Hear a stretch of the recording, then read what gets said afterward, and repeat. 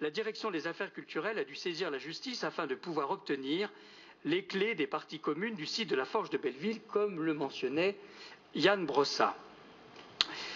Mais je précise, aucun artiste ne sera expulsé, Madame Fournier. Cette action en justice vise à permettre à la nouvelle association gestionnaire du site d'avoir accès à un bureau et aux locaux techniques. Ni le 19 mai, ni avant, ni après, il n'y aura d'expulsion tant que je serai vivant. Merci beaucoup. Je vais donc tenter de répondre avec le plus de précision possible aux interventions de Madame Fournier pour les Verts, de Madame Giboudot plus largement, et de Monsieur Brossat pour le groupe communiste et le Parti des gauches, et Monsieur Bargeton pour le Parti socialiste. Cette série de... D'abord, je voudrais quand même dire qu'il n'y aura pas d'expulsion, mais j'y reviendrai dans le détail, ni le 19 mai, ni avant, ni après. Il y aura en revanche une procédure, mais je vais vous préciser les choses. Paris, je voudrais vous rassurer, restera et deviendra plus que jamais ville de démesure, ville de foisonnement, ville de brassage. C'est sa vocation, c'est son histoire. Tous les artistes, en effet, Madame Giboudot, ont droit de citer à Paris, et je vais vous en donner quelques exemples. Cette série d'interventions, évidemment, me donne l'occasion de revenir sur la place des artistes dans la ville et le soutien à la création qui sont au cœur de notre politique depuis 2001. Alors que de nombreux artistes partaient de plus en plus vers la banlieue, en région ou à l'étranger pour créer, notre volonté prône le retour de la création à Paris et de la place des artistes dans Paris, avec une offre diversifiée et adaptée à toutes les formes de création contemporaine, sans ostracisme, avec générosité et dans le respect du travail des artistes et de leur liberté. Le soutien à la création, c'est l'augmentation de 30% du parc d'ateliers d'artistes depuis 2001. Ce sont les ateliers du 104 dans le 19e, à la lisière du 18e, et bientôt ceux du 59 rue de Rivoli dans le 1er arrondissement.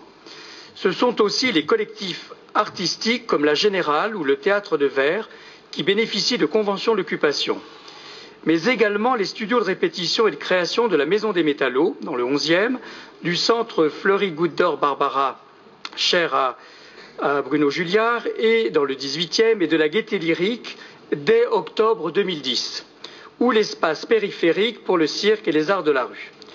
Je pense évidemment particulièrement au 100, ateliers en commun dans le 12e arrondissement, plus de 1500 artistes s'y sont déjà inscrits en à peine plus d'un an et en bénéficient, avec des espaces de travail et des tarifs adaptés en fonction de leurs revenus.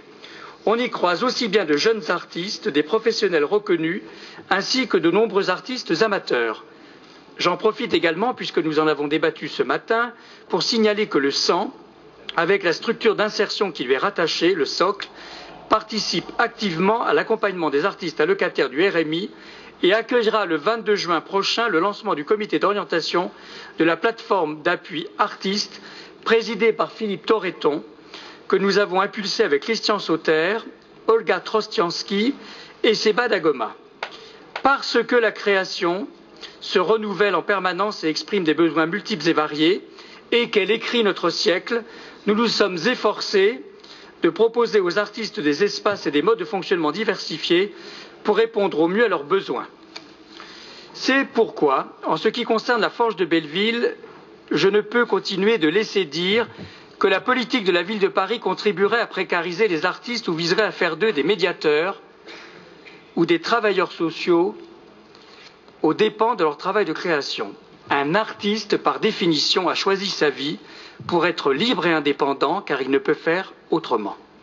Le lancement en 2008 par la ville de Paris d'un appel d'offres pour la gestion et l'animation du site de la Forge de Belleville a été motivé par le refus en 2007 de l'association de signer la nouvelle convention d'occupation, ainsi que par le constat d'un certain nombre de dysfonctionnements dans la gestion du site par cette dite association. Un certain manque de transparence sur le mode d'attribution des ateliers, attribution d'un atelier à un artiste disposant par ailleurs d'un atelier logement de la ville de Paris, attribution d'ateliers à des artistes ayant une autre activité professionnelle et ne venant exercer que le dimanche ou le samedi. Atelier sous-loué, ce qui est tout à fait illégal, atelier à usage de stockage et non lieu de création. Voici donc, me semble-t-il, des raisons qui ont amené la ville de Paris, dans sa sagesse, à lancer un appel d'offres pour la gestion et l'animation du site de la Forge de Belleville. Il ne s'agit nullement d'un débat sur la fonction sociale de l'artiste, comme certains ont tenté de le faire croire. Il s'agit d'assurer la transparence et une certaine rigueur, un mot qui n'est pas tout à fait choquant actuellement, dans la gestion d'un site municipal, financé donc par l'argent public, afin que les ateliers bénéficient réellement à des artistes professionnels et qui en ont besoin pour travailler. Qu'est-ce qu'elle dit? Qu'est-ce que vous dites? Je signale que l'association La Forge de Belleville, qui se présente comme porte-drapeau des vrais artistes, a remis une offre reposant intégralement sur la participation bénévole des artistes. La ville devait-elle accepter un projet pour lequel des artistes ne seraient pas rémunérés pour leur travail? Non. Nous souhaitons que les artistes reçoivent salaire. C'est une règle incontournable. L'association Trace, d'ailleurs, qui à l'origine avait été accueillie par les fameux artistes, je dirais en rébellion actuellement, a pour sa part proposé la rémunération des artistes selon la législation en vigueur, c'est à leur honneur, ainsi que la création d'une commission d'attribution des ateliers normalement transparente, dont la composition serait connue en amont par les artistes. Nous assumons pleinement cet appel d'offres et son issue. Face au blocage actuel qui empêche l'association Trace de mettre en place son projet artistique et culturel, la direction des affaires culturelles a dû saisir la justice afin de pouvoir obtenir les clés des parties communes du site de la Forge de Belleville, comme le mentionnait Yann Brossat. Mais je précise, aucun artiste ne sera expulsé, Madame Fournier. Cette action en justice vise à permettre à la nouvelle association gestionnaire du site d'avoir accès à un bureau et aux locaux techniques. Ni le 19 mai, ni avant ni après, il n'y aura d'expulsion tant que je serai vivant. Mais, je ne vous cache pas, pour conclure, que je vois d'un bon œil que mademoiselle Calandra, maire du 20e arrondissement, avec son excellent adjoint Bargeton, continue en effet la médiation. Et je les y encourage. Bien, merci.